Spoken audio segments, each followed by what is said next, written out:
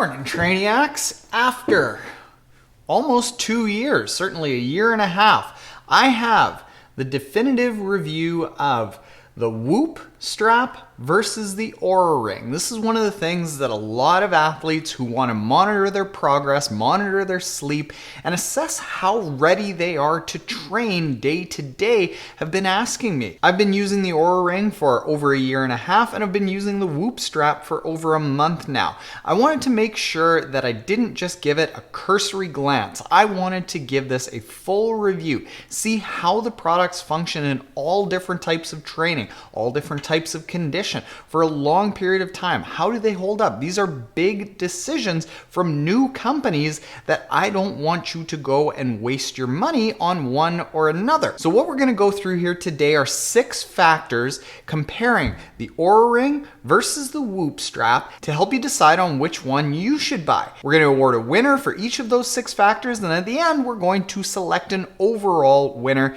to help you with your purchase decision.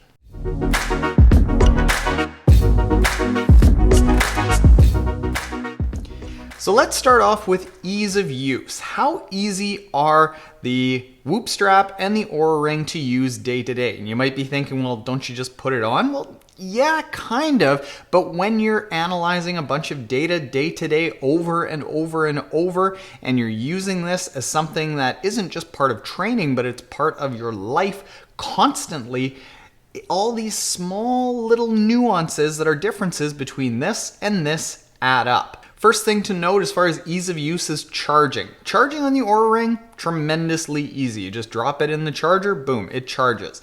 Takes a little bit longer to charge than the Whoop strap in my opinion, and there's less indication of how far along it is in charging. However, the cradle that the Whoop strap ends up getting plugged into to charge it is a complete nightmare. I don't know if it's charging. It's really hard to snap in. At one point to snap it out, I actually broke the latch off. I actually put it in backwards at one point. It's not as good as it should be. Ideally, this would just turn into a micro USB plug-in, but you have to plug it into a cradle. Syncing them both to the app, equally easy. Every single morning, you open the app and then just let it do its thing, and after a few minutes, it ends up syncing. I will say that the syncing on the Whoop strap takes a little bit longer than it does on the Oura Ring, but it's marginal. And once you're in the app and everything is synced up, I'd say the app is equally user-friendly in both. It's a little bit more simplified in the Oura Ring app, and there are some things that you've got to find and just know where they are in the Whoop strap. So I'm going to give the ease of use winner to the Oura Ring. Then let's get into activity tracking. This channel here, all about triathletes, so we're talking swim, bike, run. And as far as activity tracking goes, Whoop is the only one that even tracks activity, and it does it really, really well. It will automatically detect running. It'll automatically detect cycling, which I don't know how it detects basically non-movement. It'll automatically detect swimming. The distances, it's not totally accurate, but time at a certain heart rate tracks it fairly well, and then that gets put into the activity load for the day, which then helps determine what your readiness to train is. And I think that's a huge part of things. The Oura Ring does not really take activity balance into account, whereas the Whoop strap does, so that is a clear win for the Whoop strap. This is much more focused on the athletes who want to track their readiness level, whereas I get this, it's more for the biohacker. This is data and activity tracking. So winner, Whoop strap. Now let's get into sleep tracking between Oura Ring and the Whoop strap. All of the marketing that you'll hear between Oura and Whoop is that they are tremendously accurate. They have been tested in labs and they are published as very accurate sleep tracking devices, and yes and no. When you start looking at the studies that will show on the screen here, yeah, they have been tested and they're shown to essentially be sufficient if you don't have accurate sleep testing data. And the metrics that these studies are showing is that they're kind of similar to each other. However, in my experience and in the experience that I've had with a lot of people who've had the Oura Ring, they say that the Oura Ring sleep tracking is wildly off. Like, there are nights that I feel like I've had a good 8, 8.5 hours sleep and it'll show that I've had 6, because maybe it's just a restless kind of night. But it takes that entire restless time and says that it's awake time. As far as naps go, the Oura Ring does not even recognize a nap. They say that they're updating for nap tracking, but more often than not, what happens is it'll start my sleep at the start of the nap and then essentially assume that I'm awake all throughout the night in between the end of the nap and when I go to sleep at night. So it gives me a poor sleep score because it's saying, well, hey, you were awake for 5 hours of your 14-hour sleep, which just isn't the case, obviously. Whereas the Whoop strap, it seems pretty accurate. It's not as nuanced as the data that you get with the Oura Ring, but as far as total sleep, as far as like generally, are you getting good sleep? Yeah, it does that. It seems fairly accurate. It recognizes naps. So hands down, I would say that the Whoop strap is far more accurate for sleep tracking. Then let's get into the readiness to train. I think this is where a lot of the athletes that are watching this channel are very interested in understanding the differences between Oura and Whoop. Now, historically, I've said that what I did with the Oura Ring was because the Oura Ring gave you a readiness to train factor, but there were like 8 different factors, like body temperature and breathing rate and resting heart rate and sleep and on and on and on. And it took all of these and then it put it into a black box, and then out of the black box came, are you ready to train or are you not? It was really just way too complicated for me to understand what was actually going on. And what I found was a lot of false positives and false negatives. So there were times where it said that I wasn't ready to train, but I felt great.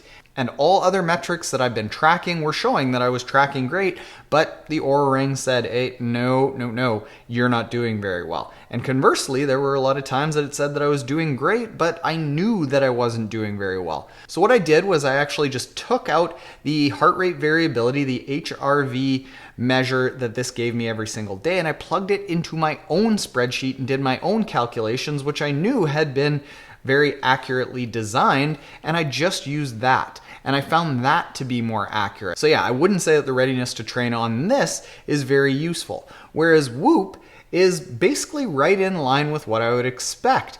The HRV indications actually are reading and giving prescriptions on your readiness to train based off of the same calculations that I would use on my spreadsheet. And the spreadsheet that I'm using is actually designed in conjunction with Dr. Dan Plews, who did his PhD in using HRV for performance training situations. And if after this video you want to download that and start putting in your own HRV data, there will be a link for that spreadsheet in the description below. So I think the recommendations that are actually in the app with Oura, not super useful. Recommendations that I was getting from Whoop, I would actually say are really accurate. So winner on that, Whoop.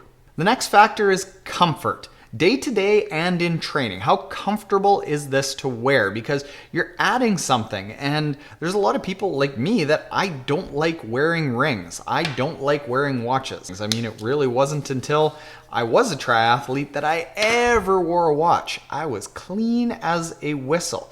So I'm very sensitive to adding things. Now, with this ring, it's bulky. It's definitely bigger than a normal ring. It creates a separation between your fingers. Recently, in a conversation with our channel sponsor, thefeed.com, which you can get a discount on if you use the coupon code TRAINIAC at thefeed.com, they said, you know what, whatever they did between Whoop Strap 1.0 and 3.0, it's way more comfortable. And I'd agree with that. This is a lot more comfortable than the first strap, but it's still a strap. Running, totally fine. Biking, totally fine. Swimming, it does create a fair bit of drag here, and you end up having to actually tighten it up so much during swimming that I tighten it only for swimming, and then I loosen it up immediately after the swimming. In addition to that, I've got a little bit of skin abrasions here because it's supposed to sit tightly on the wrist. So like just a little bit of irritation coming from that. Whereas this, while it's not ideal, I definitely notice even still that my pinky is separated a little bit, which is a bad habit to end up having when you start swimming. It's much less intrusive. It's lighter. It's not another big strap that is in the way. Most people aren't going to notice that this is even a sleep and HRV and readiness and biohacking tracking device, the Oura Ring, in my opinion, much more comfortable, much more practical to wear day to day. It's just more versatile because it's smaller and a little bit more discreet. That's in your face. How many of you have commented over the past month, "Ooh, I see the Whoop strap. What do you think about it?" Lots. So as far as comfort goes, I'm going to award that to the Oura Ring. The last factor that I'm going to get into is cost. And on the surface, you might be saying, well, isn't the cost kind of about the same even though it's a little bit different? Well, yes and no. The Whoop strap is free, but then you have to pay a monthly membership fee, and that membership fee is as low as $18 a month if you're doing it for 18 months, and it's as high as $30 a month if you're paying month to month. Whereas the Oura Ring is, for most of the models, $299 with no membership fee. So you might be saying, well, 18 months at $18 for this is $324, or as much as $30 a month, and think I'm gonna have it for at least a year and a half, which is $540, whereas this is $299, and you think, well, then the Oura Ring is way cheaper. You'd think, but in my experience, it's been 18 months, and I've already gone through 2, maybe 3 Oura Rings in that time. And it seems like there's a bit of an expiration date where the battery just runs down and runs down. This, I think, now is to the point that I have to charge this just about every day. Still useful, but if they don't warranty it and you have to buy it again, yeah, then it is going to be much more expensive if you're constantly buying it. So with that said, I'm probably going to call this one a tie. I know that's copping out, but you know, there's just a lot of uncertainties. On the surface, the Oura Ring is probably cheaper, but I don't know. Long term, I just don't know yet. So if you've been counting, it's like 2 in favor of the Oura Ring, 3 in favor of the Whoop strap, but depending on the cost and how you want to calculate that, it could be 3-3, which is a tie. So then people might be sitting here going like, well, which one should I buy? This is tremendously unhelpful, Taryn, because you tally that up and there's not a clear winner.